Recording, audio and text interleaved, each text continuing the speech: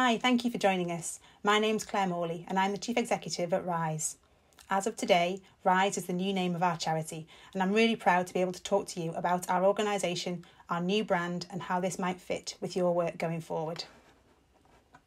Before I get into that detail though, I wanted to share a quick summary of what we'll be releasing over the course of this, our launch week.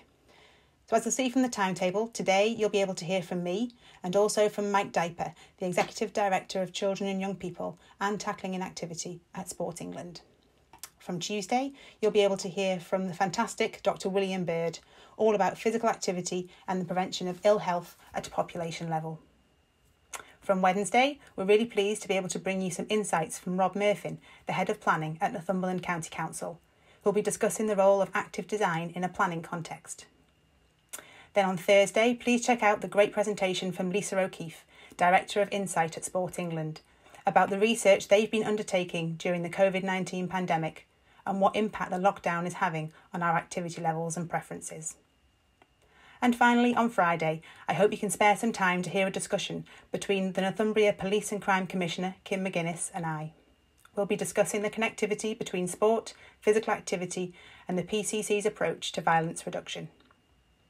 It's a great lineup, and we hope that by doing these as recorded videos, you can watch them at a time that suits you. So jot down the details of those talks that are of interest to you, either personally or professionally, and also share this information with your colleagues as well.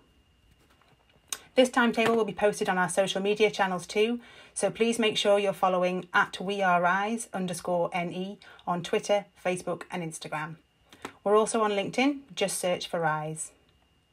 We'll release the videos daily this week on our YouTube channel, so they'll be there for you to watch and listen to whenever you're ready.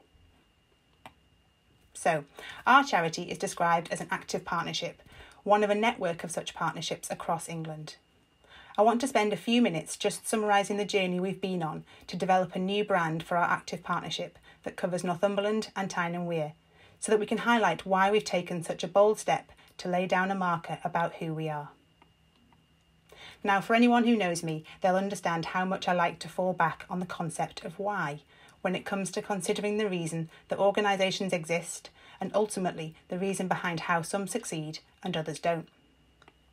Simon Sinek's TEDx talk on how great leaders inspire action by starting with why is something that I frequently revisit. It's such a simplistic approach and yet something that I'm sure many of us don't spend enough time contemplating. Coming into the Active Partnership last October was a great opportunity for me and for the team to consider our why. As a charity, why are we here? In Simon Sinek's words, what's our purpose? What's our cause? What's our belief? Why does our organisation exist? Why do we get out of bed in the morning? And why should anyone care? That process led to a lot of self-examination in terms of what the organisation, in its two legacy formats of Northumberland Sport and Tyne and Wear Sport, had focused on historically, and what's now needed in our region to shift the dial on physical inactivity. Now, that's not to say that what we've been doing in the past wasn't important or relevant, but that looking through a different lens and considering our charitable status and being cognizant of our funding streams, were we truly working in the most effective way to support addressing physical inactivity across our region? Or was there more that we could do, or perhaps different ways of doing the work? Let's just pause for a minute on that term physical inactivity. Let's truly understand what that means. Now, we class an adult as being physically inactive if they're undertaking less than 30 minutes of activity per week.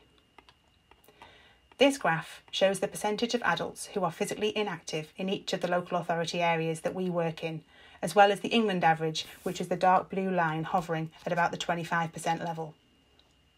This data comes from the Active Lives surveys that have been conducted over the last few years, and it really shows that for most parts of our region, physical inactivity levels in adults are higher than the national average, which of course is a great concern from a physical and a mental health perspective.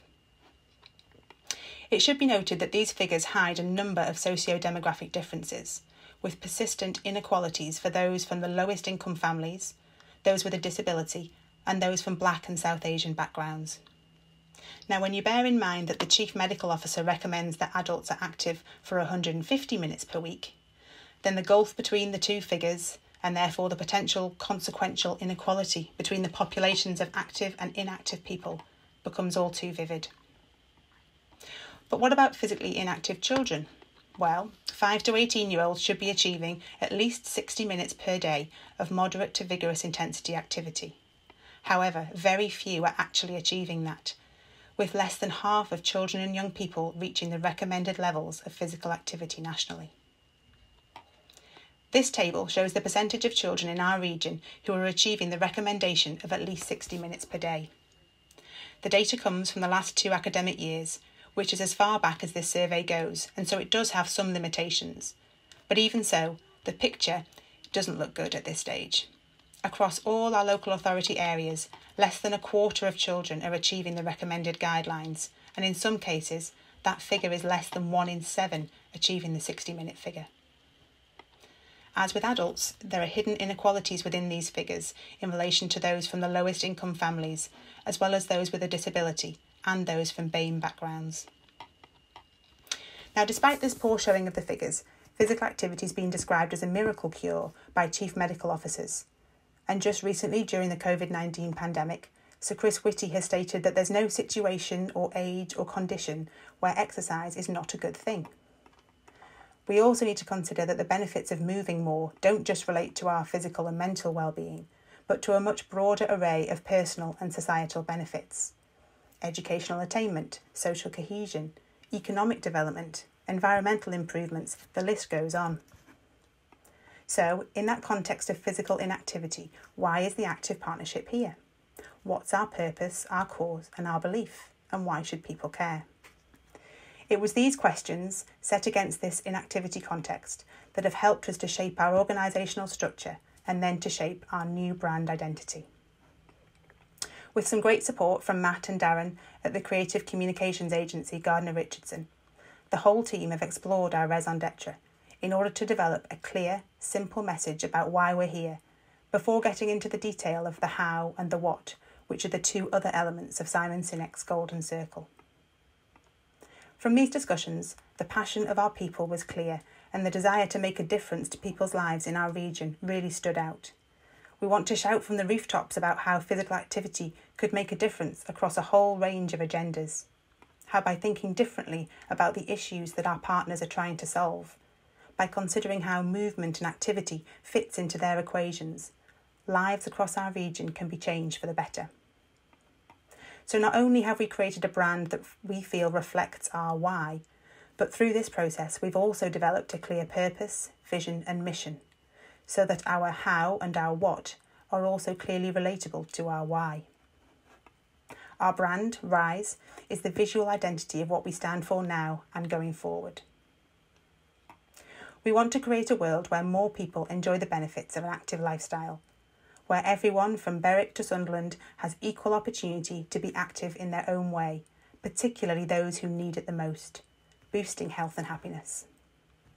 We are here to help our partners unlock the power of physical activity to improve more lives across Northumberland and Tyne and Wear. Physical activity does way more than raise your heart rate. It's proven to have a positive impact on physical and mental health, educational attainment, employability, social cohesion and a whole lot more. We're here to enable our partners to harness physical activity, making it work hard towards achieving the life-changing results that they're looking for across a range of projects.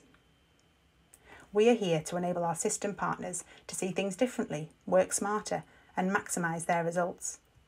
We'll ensure that physical activity is part of a successful solution, playing its part in delivering a range of outcomes. We'll take a whole systems approach and push for change at a population level. We'll share best practice, provide advice, guidance and support, and we'll connect like-minded allies to help them make the most of their opportunities. Rise is a verbal and a visual manifestation of that purpose, vision and mission, and our values are statements of intent about how we want to work with you. We will catalyse change. We believe that change is possible and we're ready to lead the exploration. We will positively disrupt in order to challenge the norm and cause radical change through innovation.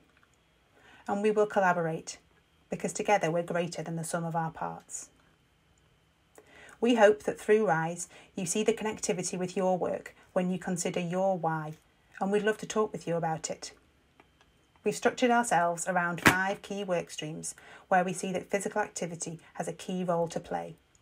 adult health and well-being, children and young people's health and well-being, empowering people, infrastructure and environment, and research, insight and communications.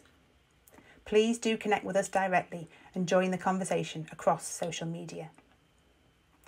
And I couldn't end without a reference to the fact that we're launching our new brand identity whilst the world is in the midst of a global pandemic, and there's a huge amount of discussion across all sectors about what changes to our world and to our ways of living this pandemic will cause. What will the new normal be? Will we snap back to how we were before? There are so many questions and very few answers at this stage.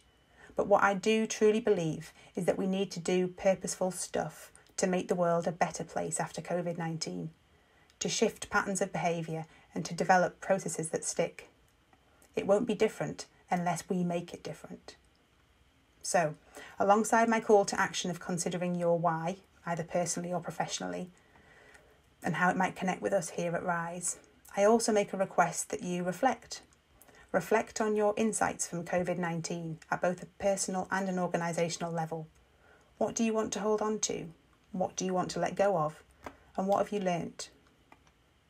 I will leave you with an animation of our journey to our new visual identity from the very talented local visual communicator, Anne English, because a picture's worth 1,000 words. Thank you for listening and enjoy the week of presentation videos.